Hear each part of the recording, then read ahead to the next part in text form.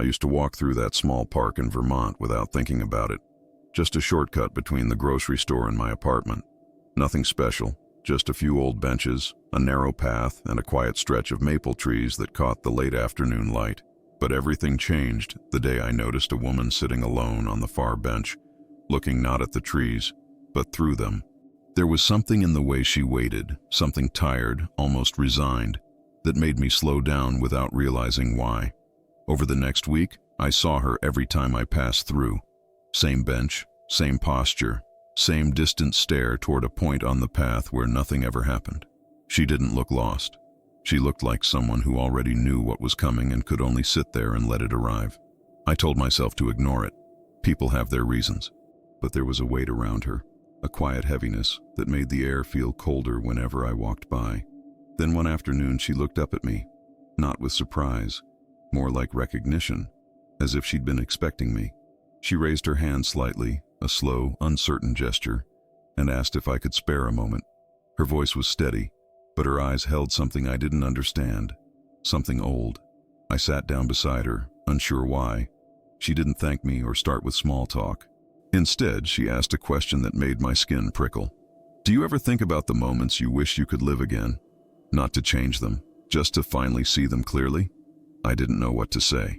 Before I could answer, she told me she shouldn't be speaking to me at all, that she wasn't supposed to involve anyone from here. She said it with a kind of quiet fear, as if every word carried a risk she couldn't measure. She kept repeating that she wasn't from my year, and that talking to me might alter something she had no right to touch. I should have walked away, but something in her expression, something like a sorrow held too long, kept me there. And on that cold afternoon in 1988, she finally told me why she had returned to that single moment, and why it still broke her. The woman told me her name, but it didn't matter as much as the way she said it, softly, like someone who was borrowing a life that wasn't hers anymore. She looked like an ordinary person in an ordinary park, yet there was a tension in her shoulders that made her seem out of place, like she was bracing for something no one else could see.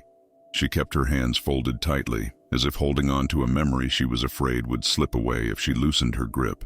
She apologized before saying anything real, not because she had done something wrong, but because she was terrified of what sharing her story might change. She kept glancing around the park, not searching for anything, but measuring the moment, as if she needed the world to be exactly as she remembered it before she spoke. When she finally looked at me again, her voice broke just slightly. She said she had returned to this place not to rewrite her life, but to understand the part of it she had never allowed herself to face. She explained that she could only come back here for a short window of time, and that each visit felt heavier than the last. The moment she had returned to wasn't dramatic or complicated. It wasn't marked by lightning or coincidence. It was just an ordinary afternoon, one she never forgot because of what followed. She said she wasn't supposed to reach out to anyone from this side, but something inside her had shifted. Time, she said, was thinning for her. She felt it in a way she couldn't describe. Before she told me anything more, she asked me to forget her after that day. Forget her story. Forget that she ever sat on that bench. She believed remembering her might pull something in the wrong direction, something she had no right to disturb. I agreed, even though I already knew I wouldn't forget. That was the moment she finally began to tell me why she had come back. Hi, my name is Tom. If you're enjoying the story so far, I'd be grateful if you subscribe to the channel. Have you ever wondered what moment in your life you'd revisit if you had the chance? Thank you for being here with me. Now let's return to the story. I didn't sit beside her that first afternoon because I wanted to hear her story. I sat because she looked like someone who had been waiting too long, longer than a person should wait for anything. The bench beneath her was old, the kind that creaked when you shifted, but she sat perfectly still, shoulders pulled in as if keeping something close to her chest.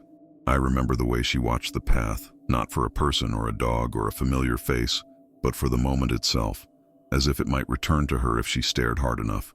My name is Tom, though she didn't ask for it right away. Instead, she studied me for a second, almost cautiously, before saying she wasn't sure if speaking to me was a mistake. She kept her voice low, like someone afraid of being overheard, even though the park was nearly empty. I told her she didn't have to say anything she didn't want to. She nodded at that, but not like someone reassured. more like someone accepting a consequence she already expected. "I came back here for this afternoon," she said. "Not the day, not the season. This afternoon." Her tone made it sound like the world worked differently for her, like time wasn't a straight line, but a series of doors she had found a way to reopen. I tried to keep my reaction steady. You hear strange things in small towns. People grieving, people remembering, people talking in circles because life hasn't given them many straight lines. So I waited.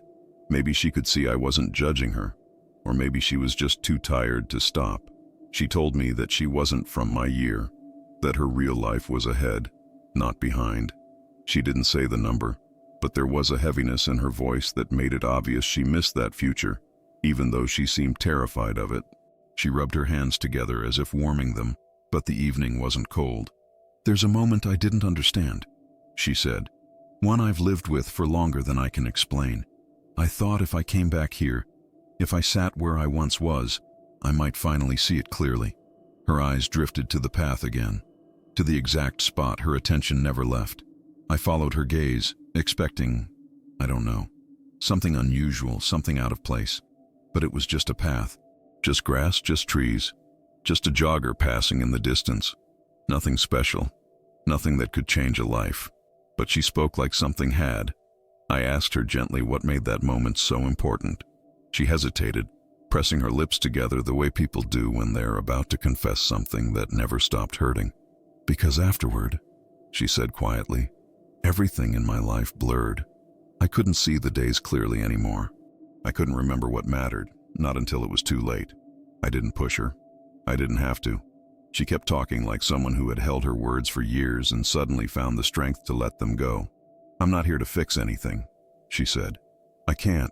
I don't think time works that way. I came back because I needed to understand what I missed the first time. I've been living with the consequences and I still don't know how I let them happen." There was something about the way she said consequences that made me swallow hard. Not anger, not resentment, just quiet devastation. The kind that softens a person instead of hardening them. She looked at me again, as if making sure I was still listening. "You don't know me," she said. "You won't be part of anything that happens in my life. That's why I can talk to you." She paused, considering her next words. "But you have to forget me when I leave. You can't remember my face, or this bench, or the things I'm telling you. It won't change your life, but remembering me might pull something in a direction it shouldn't go." I nodded, though she didn't realize that forgetting her was already impossible.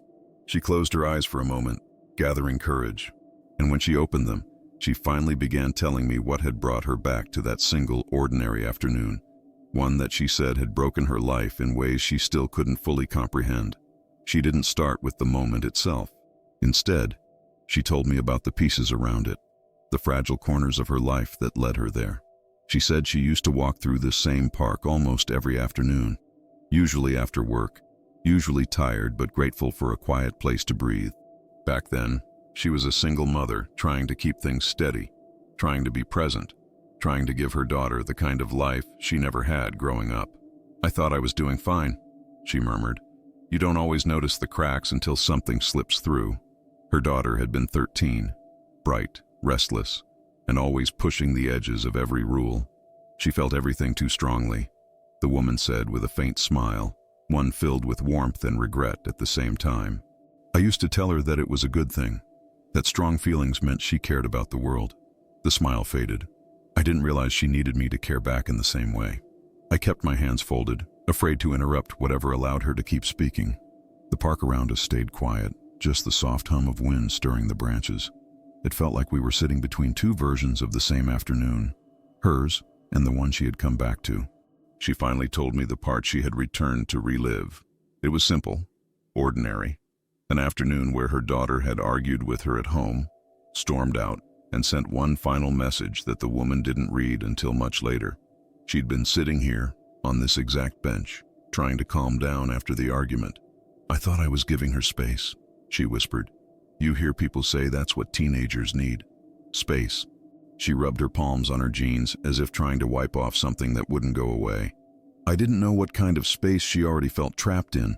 She had turned off her phone for a while, needing quiet. That was the part she couldn't forget. "It wasn't that I missed the message," she said, voice tightening. "It's that I didn't think anything was wrong. I thought she was just angry. I thought we had more time." Her daughter had never come home from wherever she went after that.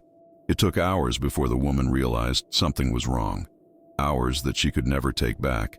Hours that she had spent right here, unaware of the weight the moment carried.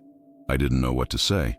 There are stories where comfort comes easily, and then there are stories where silence is the only answer. She looked relieved that I wasn't trying to repair her grief with empty words. Maybe she had heard too many of those in her life. "When things happen," she went on, "you look for reasons. You look for someone to blame, or somewhere to place the chaos. And people kept telling me I wasn't responsible." Her fingers trembled. "But when you're a parent, even chance feels like your fault." A long breath escaped her, almost a tremor. I spent years trying to understand how one quiet afternoon could shape everything that came after. I kept replaying it, looking for signs I missed. And then, eventually, I found a way back. She didn't explain how. She only said it like someone mentioning a door she shouldn't have opened. She came back not to change anything, but to witness the blind spot that had lived inside her for so long. She sat on the same bench at the same hour, waiting to feel something different. An insight, a memory she had overlooked, a truth she hadn't been strong enough to face. "And now I know," she whispered. "I wasn't distracted. I wasn't careless. I was overwhelmed. I was trying to hold my whole life together with two hands that weren't steady enough." She blinked back tears she didn't let fall. "I came back to forgive the woman I was then. I thought that would help me breathe again." She looked at me as if asking whether she had said too much. But I stayed still, letting her words settle like dust in the fading light. "Time doesn't fix anything, Tom," she said softly. "It just gives you the chance to see what you couldn't face before." For a long moment, neither of us spoke. The park felt suspended, as if holding its breath for her. I could hear distant traffic from the main road, the soft scrape of a branch against another, the dull thump of a basketball from a court far beyond the trees. Ordinary sounds, everyday life continuing as if nothing remarkable was happening on that old bench. Maybe that was why her story hit so hard, because the world around us stayed unchanged, unaware of the weight she carried inside her. She looked down at her hands as if they belonged to someone else. "When you lose someone," she said, "the world keeps moving. But you don't. You get stuck in the last moment you remember clearly. For me, it was this afternoon." Her voice grew faint, but her posture remained straight, like someone determined to keep her grief from spilling out. I thought coming back would show me something new, something obvious, something I missed. I asked her if she had found anything. The question came out quieter than I meant it to, almost hesitant. She didn't answer right away. Instead, she watched the path again, the same place she kept returning her gaze, as if the moment she had lost was hidden in the air above it. I wondered what she was seeing, something from her past, something from her future, or just the guilt she had lived with for years. "Not in the way I expected," she finally said. "I didn't come back to see her. I knew she wouldn't be here. And I didn't come back to change the moment. I accepted that a long time ago." She breathed in, steady but heavy. "But I came to understand the woman I used to be. I blamed her for everything. I carried that blame like a weight on my back, every day, every year. I thought if I looked closely enough, I'd catch the exact second where I failed." She shook her head gently. "But when I sat here again, I realized something I never saw before." Her eyes drifted toward the far end of the park, where the sunlight caught the tops of the bare branches. "I was trying. I was doing the best I could with the little energy I had left. I wasn't careless. I was exhausted, and I didn't know how to ask for help, not from anyone." She leaned back against the bench for the first time, as if allowing her body to rest after carrying a burden too long. I thought returning would give me answers, but it gave me forgiveness instead, not for what happened, but for who I was. Her honesty tightened something in my chest. I could see the years in her face, not as wrinkles or age, but as weight, the weight of memory, the weight of a single decision carried far beyond the moment it was made. It made me wonder about the moments in my own life that I had rushed through without noticing their quiet importance. She told me that time, real time as she put it, was nearly up for her. "I don't know how this works," she admitted. "I don't know if I'll remember everything when I return to my own year, or if this will fade like a dream. But I needed someone to witness this moment with me, someone who wasn't tied to my life. I didn't know why she chose me. Maybe I never will. But I could tell she needed someone to sit beside her, to let her grief settle into words rather than silence. I think that's why I stayed as long as I did. Before she stood, she said something so softly that I almost didn't hear it. We think time moves forward, Tom, but sometimes it circles around the places we abandoned. And if we're lucky, it lets us sit with them again. She rose slowly, as if her body belonged to two different years, and neither one fit quite right. For a moment, I thought she might walk away without looking back, but she did look back, just once. Her eyes were grateful and unbearably sad. She didn't say goodbye. She just began to walk down the path, the same one she had been staring at for days, moving towards something I couldn't see, and something in me knew I wasn't going to see her again. I didn't sleep well the night after meeting her. It wasn't fear, and it wasn't confusion, at least not the kind that keeps you awake trying to untangle a mystery. It was something gentler, something I hadn't felt in years, a strange heaviness, like I had been trusted with a moment I wasn't sure I deserved to hold. I kept replaying her voice, her posture, the quiet restraint in every word she shared. There was something about the way she carried her grief that made it feel older than she was. The next morning, the sky had that pale winter light Vermont gets when the sun rises reluctantly, like it hasn't decided whether it wants to stay. I made coffee, but it tasted weaker than usual. Everything felt slightly distant. My apartment, my routine, even the sound of cars outside. I kept thinking about the bench, the place where she had returned to find the version of herself she had lost. I told myself there was no reason to go back. She had made it clear she didn't want to be remembered, but I went anyway. When I reached the park, the path was empty. A few patches of frost clung to the grass, and the benches were covered with thin layers of dew. The air smelled sharp and cold, and my breath fogged in front of me. I walked slowly, expecting, hoping, maybe, that she would be in the same spot as before. But the bench was empty, and the stillness around it felt different, as if something had already passed through and left the air unsettled. I stood there longer than I should have, just looking at the space she had filled the day before. It felt wrong to sit there without her, like interrupting a memory that didn't belong to me. So I stayed on the path instead, replaying her words in my mind. Not the dramatic ones, but the quiet ones, the ones spoken like confessions. I wasn't careless. I was exhausted. That sentence stayed with me. It made me think about how many people carry guilt for things they never intended, how moments that seem ordinary can grow into shadows that follow us for years. I wondered how long she had lived with that weight before finding a way back to face it. I walked the length of the park, tracing the edges of her story, trying to imagine her moving through this place in her own time, years ahead of mine, maybe decades. I wondered what the park looked like for her, what had changed, what had disappeared. The benches weren't new. The path had cracked edges. The trees looked older than most people I knew. Maybe that was why she returned here. Some places hold memories better than others. As I moved closer to the far exit, something caught my eye. Something small, barely noticeable. On the ground near the bench, half hidden under a thin layer of frost, was a piece of paper. I wouldn't have seen it if the wind hadn't nudged it just slightly toward the path. It looked like it had been stepped on once or twice, edges curled, the ink faintly smudged. I knelt down and picked it up, brushing off the cold. It wasn't a note, not exactly. It was a torn piece of a printed schedule, something that looked like it belonged to a bus stop or a transit kiosk. Except it wasn't from any bus line I recognized. The formatting was strange, the symbol slightly different, the font unfamiliar. And at the bottom, in tiny faded letters, was a date, 2023. I stared at it. Part of me knew it didn't make sense. Paper doesn't survive decades outdoors. It should have crumbled, or weathered, or blown apart long before now. And yet, the small rectangle in my hand wasn't old. It wasn't new either. It just didn't belong. I folded it carefully, unsure what to do with it. It wasn't proof of anything. It wasn't evidence. But it felt connected to her, like an echo of the life she lived in a time I hadn't reached yet. For the first time since meeting her, I felt something shift inside me, a quiet realization I hadn't expected. Her story wasn't over, and I wasn't as far from it as she believed. I kept the folded piece of paper in my coat pocket as I walked home, but I didn't take it out again until the door closed behind me.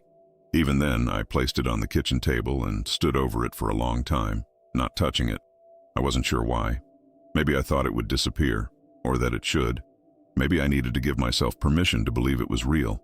The date printed at the bottom didn't look worn or faded from age.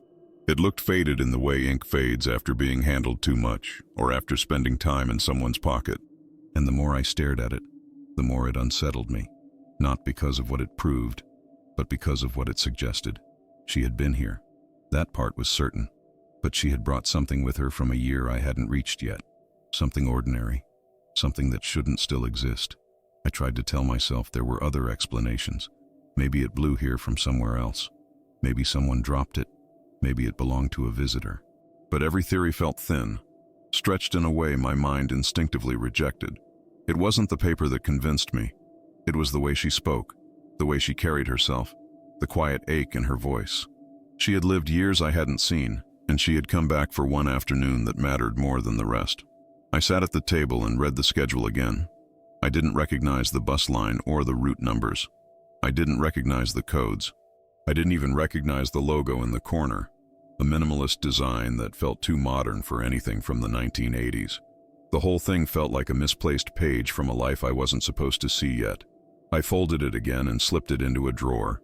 Not thrown away, not displayed. Just kept somewhere I wouldn't see it unless I looked for it. I didn't know why, but it felt respectful. Like keeping it out in the open would be like exposing her grief to the wrong kind of light. The rest of the day passed with a strange stillness. I went through my routine, but every ordinary action, washing dishes, straightening the living room, taking out the trash, felt slightly out of place, like I was moving around in moments that had loosened from their anchors. I kept thinking about what she'd said, that time circles around the places we abandon, offering us one last chance to sit with them. That sentence stayed in my mind long after the sun went down. When evening came, I found myself back at the window, looking out at the street. I didn't expect to see her walking by. That wasn't the kind of story this was. She wasn't someone who drifted into people's lives to give them meaning. She hadn't come here for me. She'd said so herself. I was just the nearest place for her words to land before she lost the courage to speak them. But I kept wondering if she was still in my year, if she was somewhere else in town, walking familiar streets that hadn't existed yet in her own time, if she was still trying to understand the woman she used to be. I made myself a cup of tea I barely drank and sat in the old chair beside the window. The neighborhood felt quiet in a way I hadn't noticed before. A quiet that wasn't empty but expectant, like the moment before someone speaks a truth they've been holding back. I didn't know if she would return to the bench. I didn't know if time allowed repeated visits, or if this window she spoke of was closing, narrowing with each passing hour. But something in me felt certain that her journey here wasn't finished. Not yet. Her story had too many edges left unresolved, too many corners she hadn't walked me through, and I felt something I didn't expect. Responsibility. Not to fix anything. She had made that clear. I wasn't part of her life, but I was the only person from this year who had heard her truth. And once someone shares something that heavy, you don't simply walk away from it. I knew I would return to the park the next day, not because I believed she would be there, but because I hoped she wouldn't have to face the rest of her truth alone. The next morning came with a thin layer of fog resting over the neighborhood, the kind that makes everything look softer, like the world hasn't fully formed yet. I walked to the park before the sun broke through it, unsure if I was too early or too late for whatever time she moved within. Part of me felt foolish for returning, but the larger part, the one that kept thinking of the quiet tremble in her voice, pushed me forward. When I reached the bench, the fog had settled around it like a muted frame, hiding the edges of the path. The wooden slats were damp, but empty. I wasn't surprised, but the sight still sent a small ache through me. Something about that space felt different now. Not haunted, just significant, like the weight of her presence still lingered in the air, pressed into the wood she had touched. I sat down for the first time. The bench creaked under me, a soft groan that made me think of her earlier words about exhaustion and blame. I tried to picture her daughter, 13, restless, emotional in the way only children that age can be. I wondered what she had written in the message her mother never saw. I wondered if it had been a plea, an apology, or something simple like, "Where are you?" The kind of words that can change meaning after a tragedy.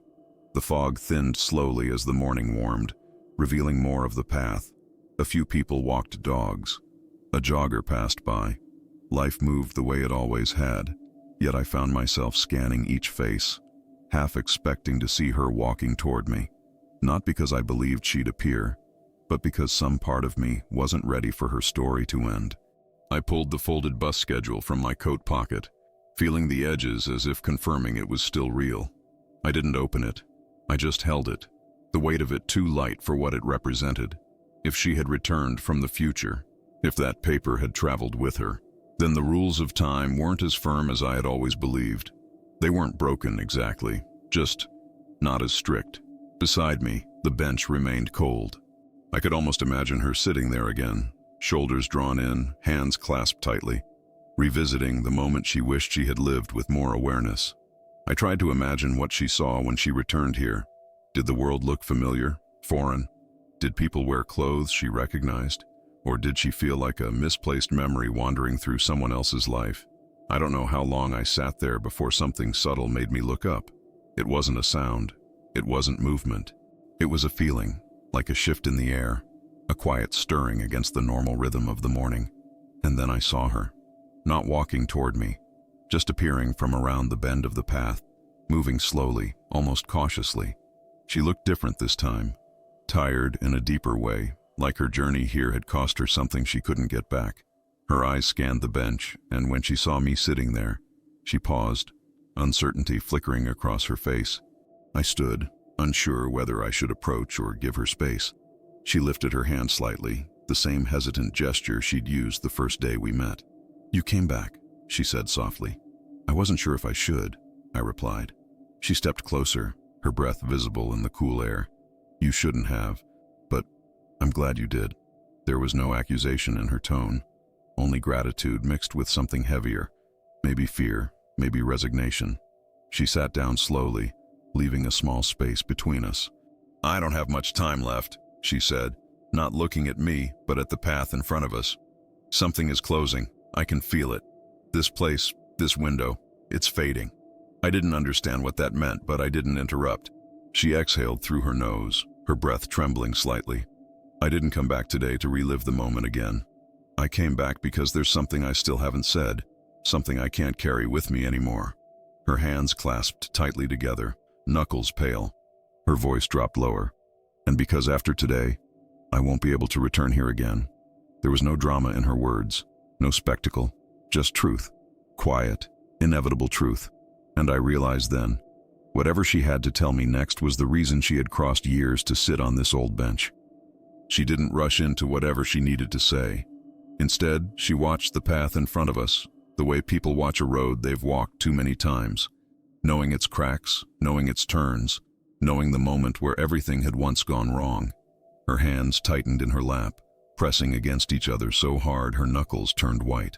"I didn't tell you the whole story," she said quietly. "Not because I wanted to keep anything from you. I just didn't know if I could say it out loud without breaking again." I nodded, though she wasn't looking at me. I understood something about that kind of silence. The silence that comes from carrying a truth alone for too long. She inhaled slowly, steadying her voice. "After my daughter left the house that day, I came here. This exact spot. I thought I needed to calm down before talking to her again. I thought we had time. I turned off my phone. I told myself I'd check on her later. I didn't know that later wouldn't exist." Her voice didn't tremble this time. It softened, but it didn't shake. It was the voice of someone who had lived with a wound long enough to know its shape. "She had been struggling," she continued, "more than I realized. She felt alone in ways she couldn't explain, and I kept thinking she was just growing up.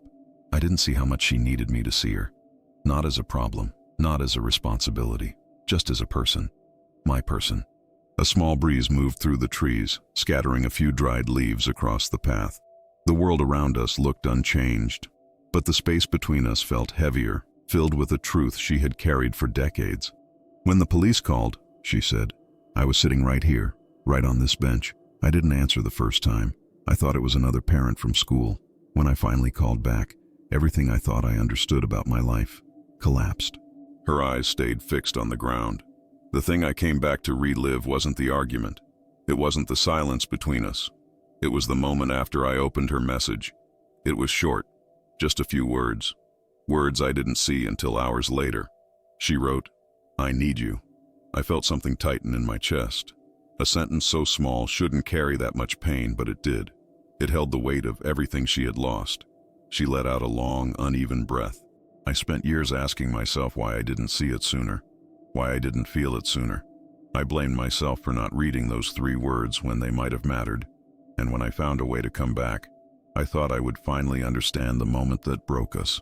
She looked at me then, really looked at me, for the first time since she started speaking that morning. Her eyes weren't filled with tears anymore. They were filled with something harder, something that had lived in her for far too long. But when I sat here again, she said, I realized the truth I never wanted to face. I waited, the air around us tightening. It wasn't that I missed the message, she whispered. It was that she didn't think she could say it to my face. Those words landed with a quiet, devastating weight, a truth too human to escape. Her hands trembled as she unclasped them. That's why I came back. Not to change the past. I know I can't. But to forgive the mother I was, and to mourn the mother I couldn't be. A long silence stretched between us. Not uncomfortable, just full of everything she had finally allowed herself to say. I didn't reach for her. I didn't offer comfort. Some griefs aren't meant to be held by anyone else. Instead, I let the moment settle, giving her the space she had crossed years to find. After a while, she wiped a single tear from her cheek, the only one she allowed, and exhaled slowly. There's something else you need to know, Tom, she said. Her expression changed, not fear, not sorrow, but something uncertain, something that made my stomach tighten. I didn't just return to relive the moment, she said softly. I returned because I'm starting to think I wasn't alone on that day after all. When she said she hadn't been alone on that day, I felt something shift, like the ground beneath the story had quietly rearranged itself. Not in a dramatic way, but in a way that told me I had missed a piece, something she had been circling around without touching directly. She took a slow breath, steadying herself before continuing. I didn't recognize it at first, she said. It took years before I understood what it meant. But looking back, there was a moment when the air changed around me. I always thought it was just shock or fear or grief settling in. But now, after returning here, I don't think I was the only one drifting through time that day. I frowned, but not out of disbelief, more out of curiosity. The way she spoke about time wasn't mystical or dramatic. It was tired, lived in, worn at the edges, like someone who had been carrying a truth for too long and wasn't sure how to place it in someone else's hands. What exactly did you feel? I asked. She rubbed her thumb across her palm, as if grounding herself in something physical. The afternoon felt doubled, she said, as if I was sitting inside 2 versions of the same moment without realizing it. I didn't understand it then. I was too overwhelmed. But when I returned here now, I felt it again. Not as strongly, but enough to recognize it. She paused, glancing at me with a quiet, searching expression. Have you ever felt like someone was watching you? She said. Not in a threatening way, but in a way that's familiar? I thought about it, or rather I tried to, but she didn't wait for my answer. I think there was another me here, she whispered. Not physically, not in a way you or anyone else would see, but observing, hovering at the edge of the moment I was too afraid to face. Her words didn't sound impossible. They sounded like something born from deep grief, a mind circling the same memory until it becomes layered, folded, replayed. But there was something honest in her voice, something that told me she wasn't reaching for comfort. She was reaching for understanding. I think the first time I returned, she said, I wasn't aware of what I was doing. I was just wandering through the weight of that memory. And maybe, without realizing it, I stepped into this moment again. Maybe that's why the air felt so strange. Maybe I brushed against myself without knowing it. I let that sink in. Time, in her story, wasn't a machine or a doorway. It was a place where grief collected, where memory repeated itself until a person became tangled in their own past. It was painful, but not impossible. It felt human. Why does that matter now? I asked softly. She looked at the path with an expression I still can't fully describe, something between fear and recognition. Because this time, she said, when I came back, I felt something else, not just another version of myself. Something that wasn't me at all. A quiet chill moved through me. What do you mean? She folded her hands together tightly. When I sat here yesterday before you arrived, I felt someone standing near the entrance. Not walking, not moving, just standing, watching the bench, watching me. She shook her head. I never heard footsteps. I never saw a shadow. I only felt it. And it wasn't from this year, Tom. I don't know how I know that, but I do. It was the same feeling I had on the day everything changed. Like someone else had stepped into the moment without belonging to it. I exhaled slowly, unsure what to say. The idea wasn't frightening, but it carried a strange sadness, like the memory of being observed in a moment of vulnerability. Do you think it was connected to what happened to your daughter? I asked. She closed her eyes briefly, and when she opened them, her voice was barely more than a breath. I think someone else returned to that moment too, she said. Not to change anything, not to interfere, but because that afternoon broke more than just my life. Her shoulders lowered as if admitting it out loud relieved some unbearable weight. And I need to understand who, or what, they were. For a long moment, I didn't know how to respond. Her words weren't dramatic, and she wasn't trying to frighten me. She said them quietly, like someone admitting a suspicion that had lived in the corners of her memory for too long. I looked at her hands, still clasped, still tense, and realized she wasn't asking me to believe in something extraordinary. She was asking me to listen to something she had never dared to say out loud. Do you think it was someone you knew? I asked. She shook her head slowly. No, I don't think it was family, or a friend, and it wasn't someone from this year. The feeling was familiar but not personal, like recognizing a place you've never visited. She paused, gathering her thoughts. But I don't think they came back for me. I think they came back for the moment. There was something haunting about that. A person, whoever they were, returning to an afternoon they didn't belong to, watching from a distance, quiet, invisible, not interfering, not touching the edges of the memory, just bearing witness to it. I thought of the paper schedule in my drawer, of the way she had looked at the path when she first spoke. Maybe memories weren't as private as we believed. Maybe some moments echo so deeply they draw more than one person back to them. She lowered her voice, staring down at where her feet touched the ground. I used to think I was alone in my grief, but grief has a way of pulling different lives toward the same silence. That sentence stayed with me in a way I still can't fully explain. She continued quietly. When I first came back, I didn't know what I was searching for. But yesterday, while I waited for you, I sensed it again. That presence. Not threatening, not curious, just watching, like someone who had been hurt by this moment too. I considered her words carefully.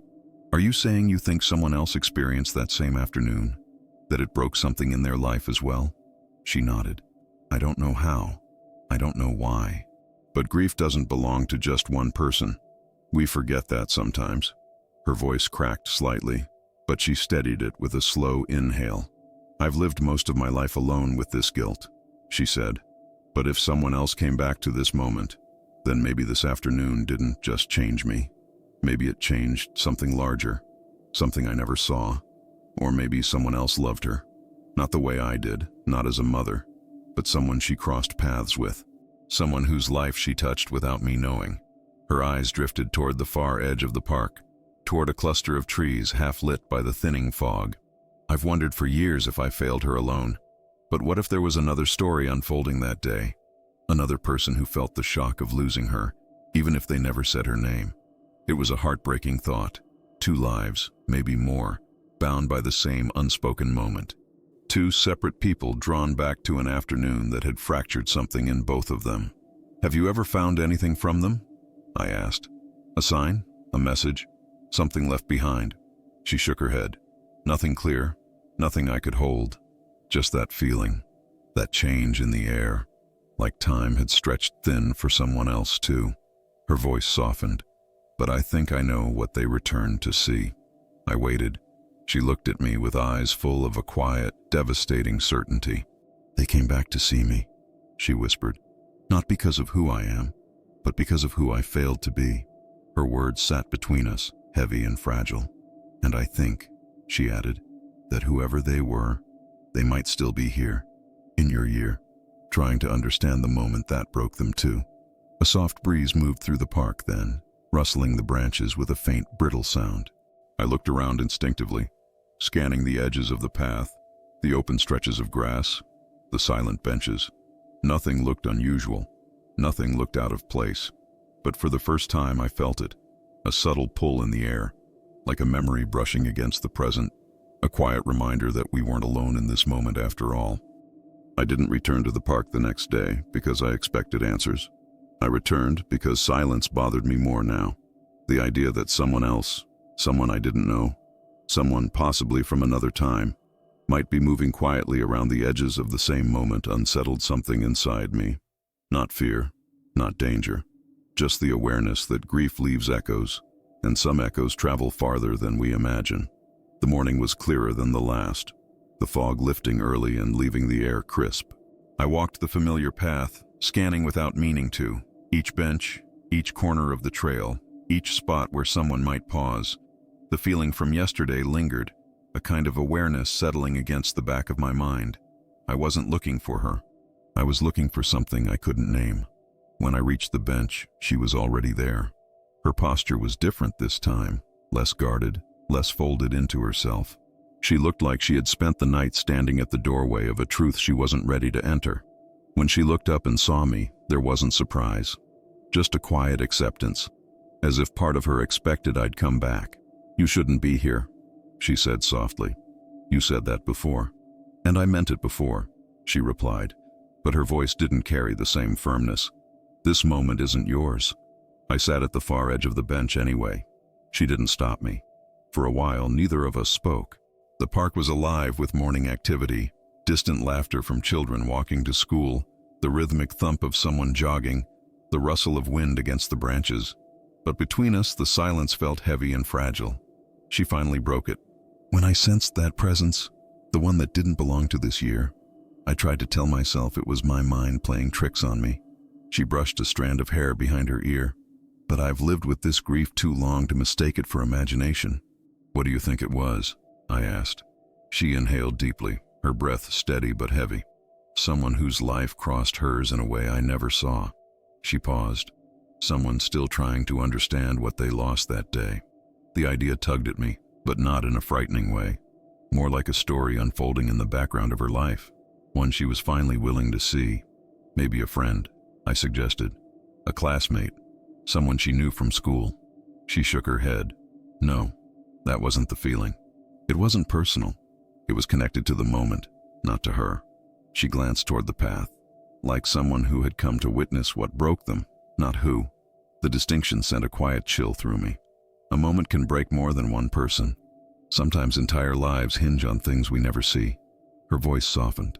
"After she died, there were people who offered comfort, but none of them had been here. None of them had lived the moment with me. None of them felt the shift." She paused. "But whoever returned, they felt it, and they felt it enough to come back."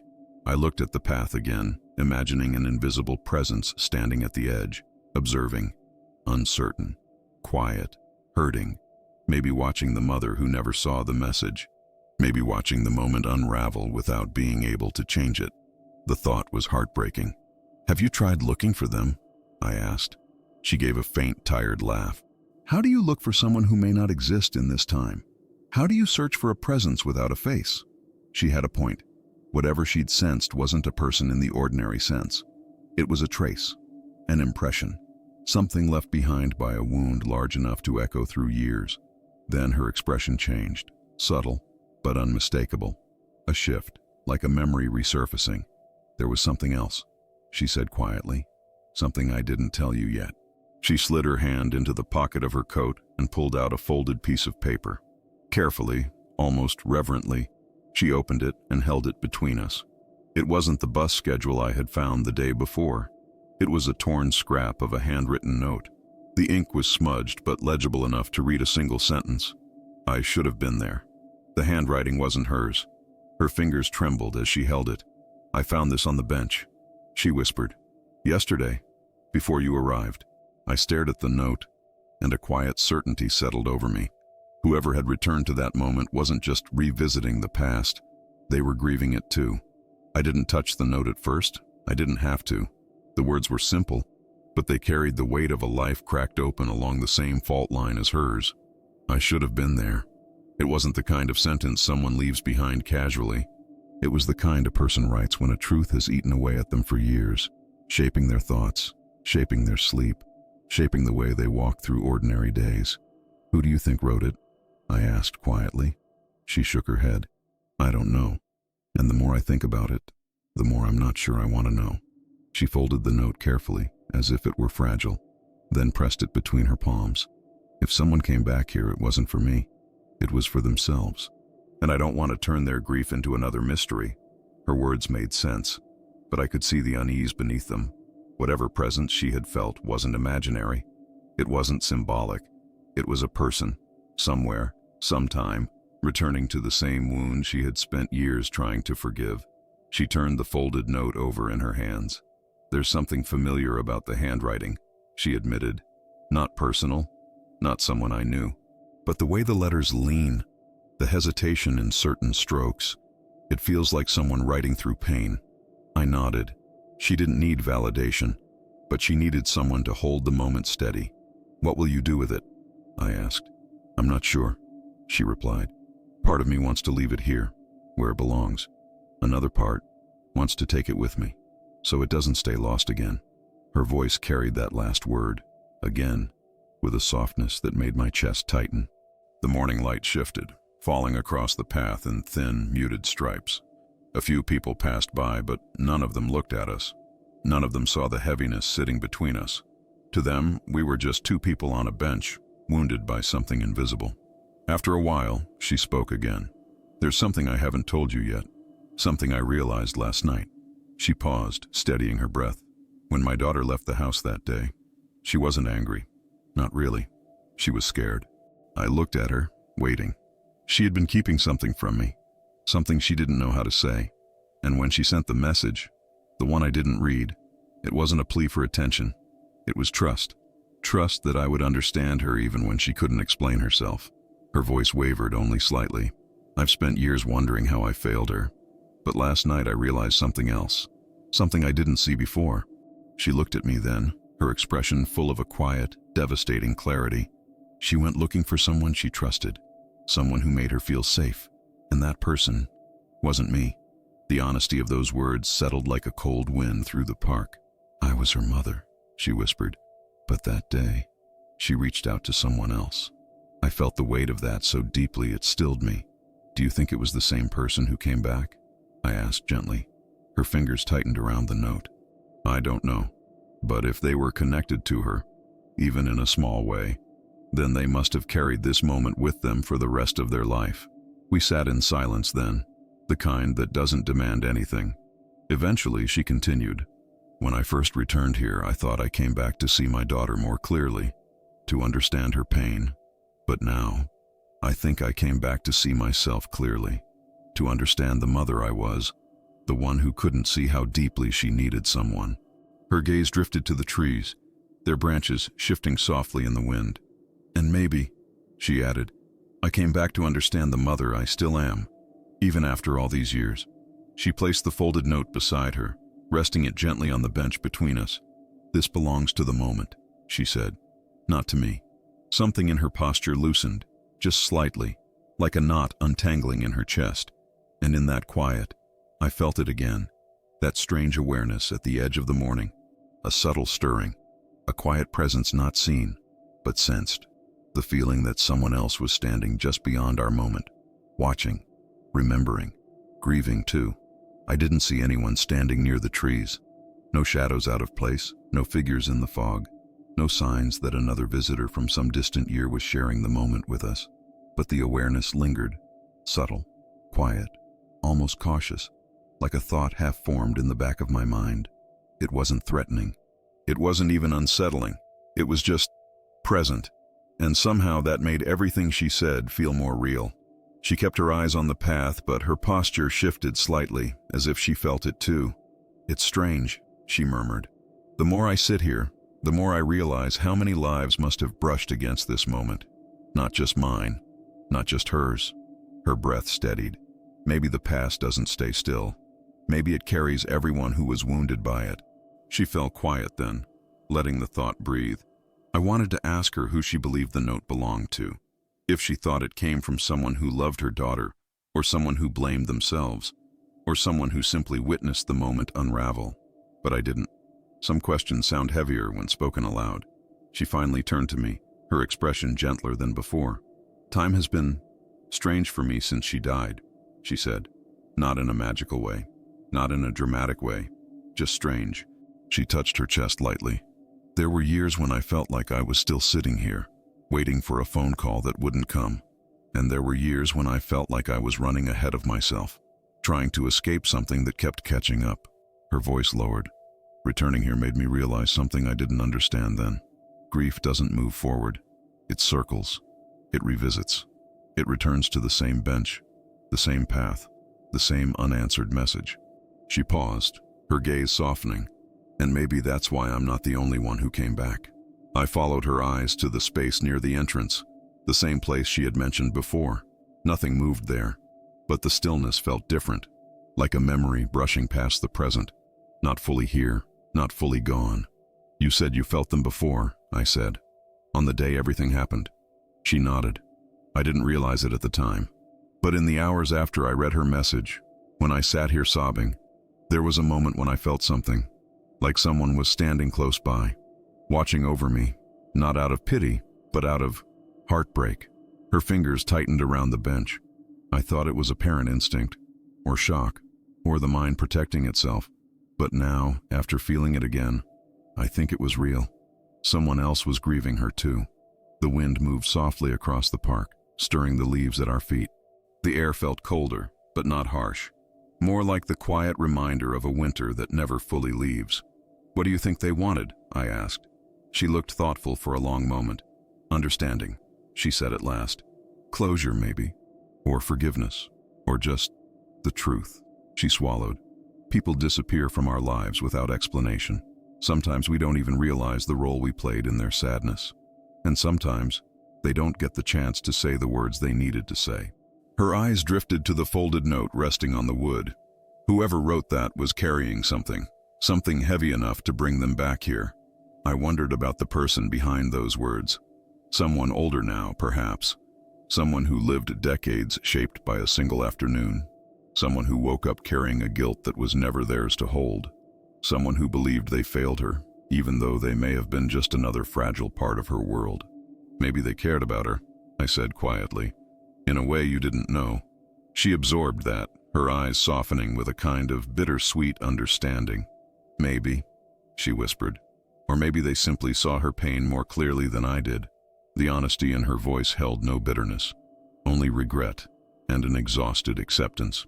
I felt that presence again then, not as a figure, not as a sound, but as a quiet weight settling in the space beside us, a kind of emotional imprint.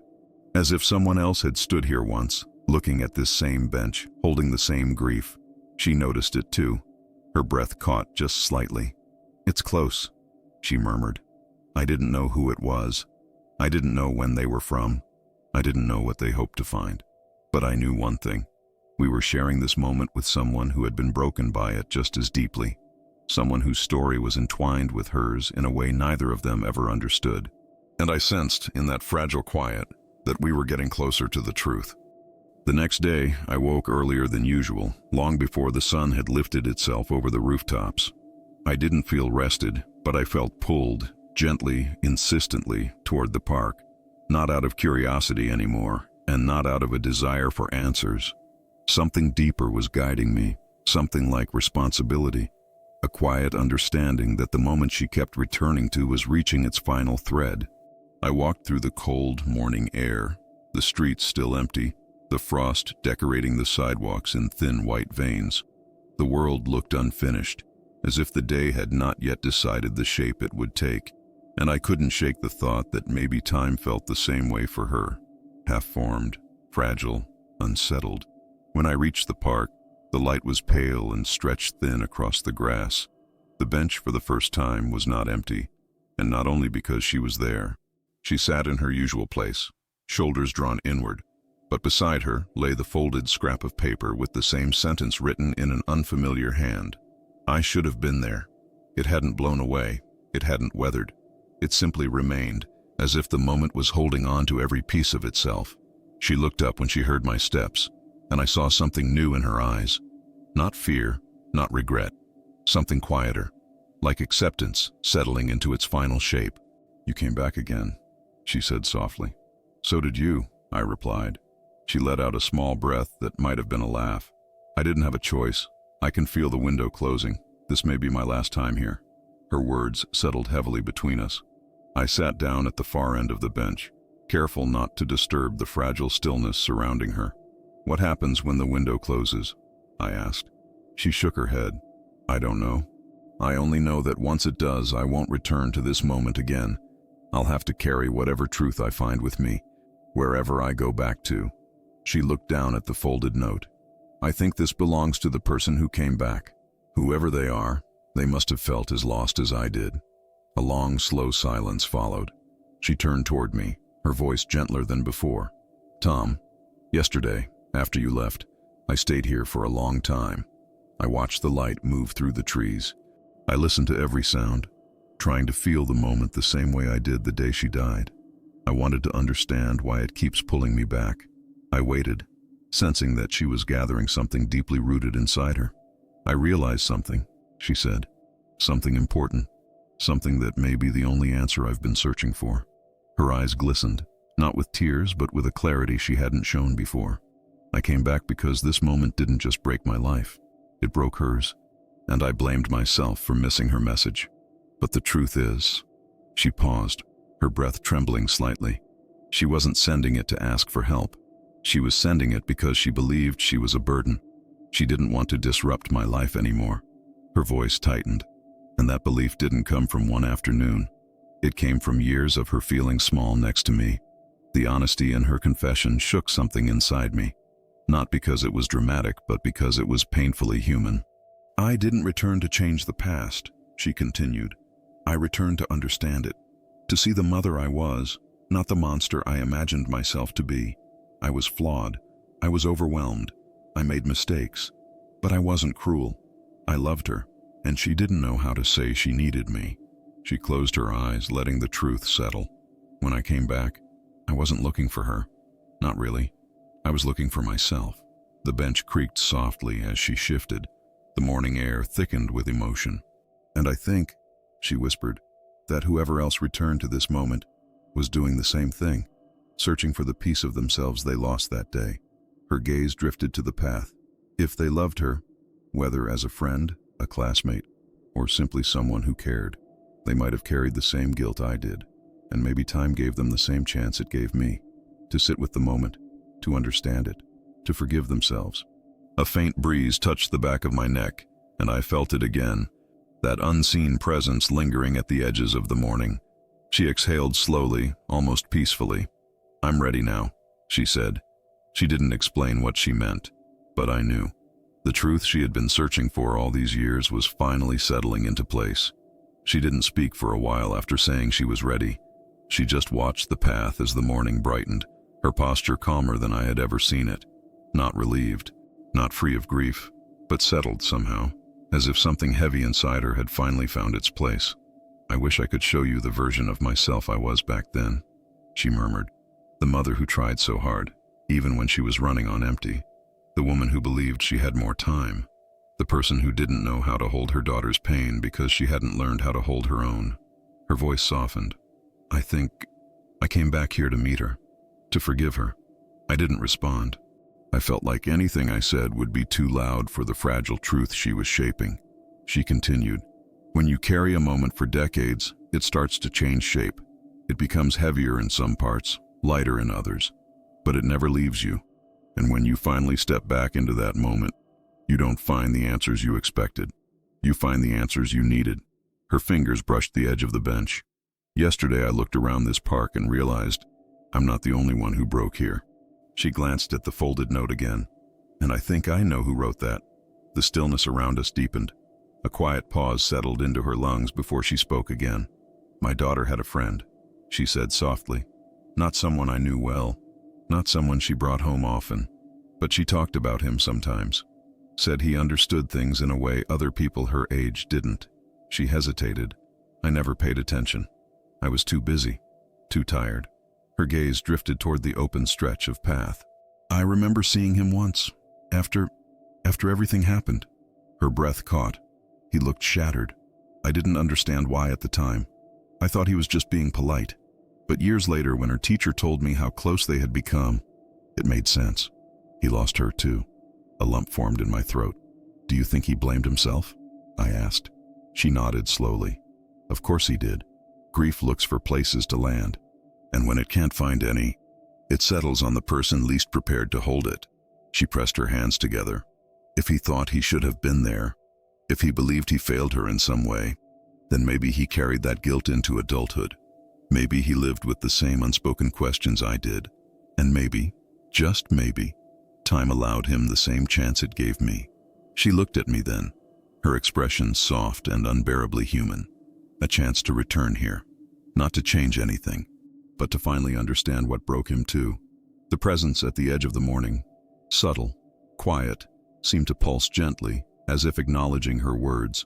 I didn't see anyone, but the air felt heavier, almost respectful, like the memory of another life was brushing against the present, standing just outside our reach. She drew in a steady breath. Yesterday, when I felt it, I knew it wasn't my daughter. I knew it wasn't me.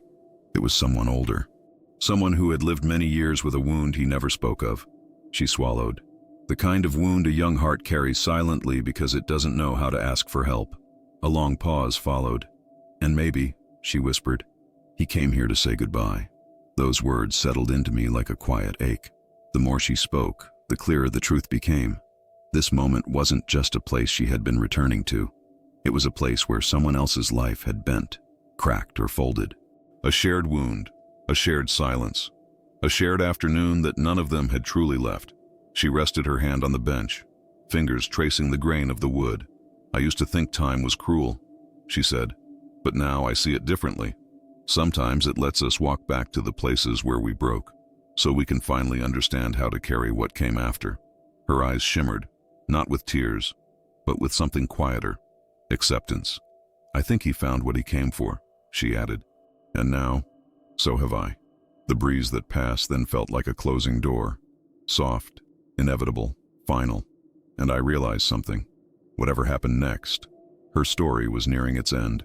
For a while we just sat there, the bench carrying the weight of two lives quietly circling the same afternoon. The park around us moved on as it always did.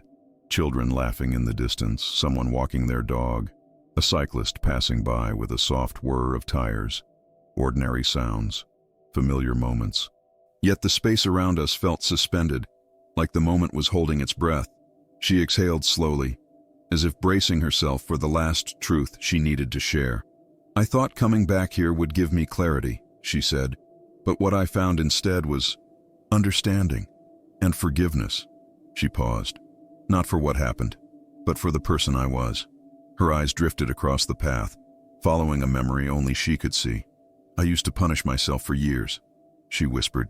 Every morning I woke up thinking, if I had read her message sooner, she would still be here.